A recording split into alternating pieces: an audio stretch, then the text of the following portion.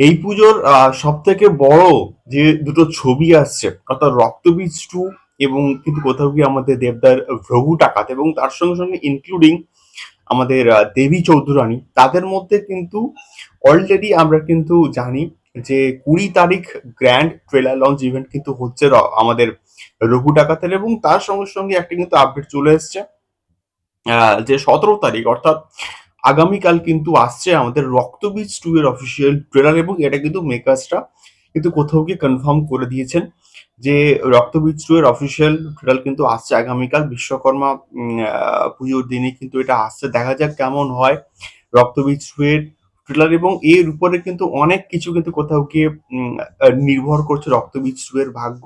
Obviously টিজারটা ব্যাপক ছিল, pre টিজটা ব্যাপক ছিল, গানগুলো অতটাও ভালো রেসপন্স পাচ্ছে না, বাট স্টিল ট্রেলারটা যদি ভালো হয় তাহলে কিন্তু অডিয়েন্সের এক্সপেকটেশনটা কিন্তু কোথাও গিয়ে বাড়বে। দেখা যাক কেমন হয়। কালকে কিন্তু আসছে রক্তবীজ টু এর অফিসিয়াল ট্রেলার।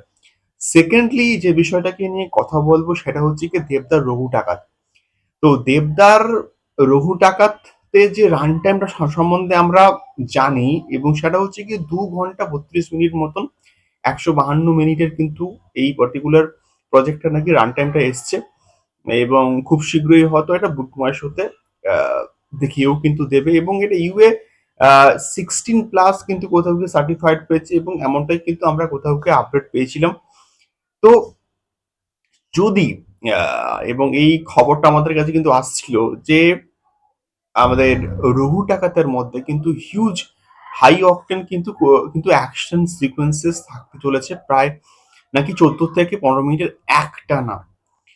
তো সেই দৃশ্যটা যদি থাকতো তাহলে কিন্তু কোথাও গিয়ে এটা ইউএ সার্টিফাইড পাওয়ার কোনো চান্স বা পসিবিলিটি কিন্তু ছিলই না।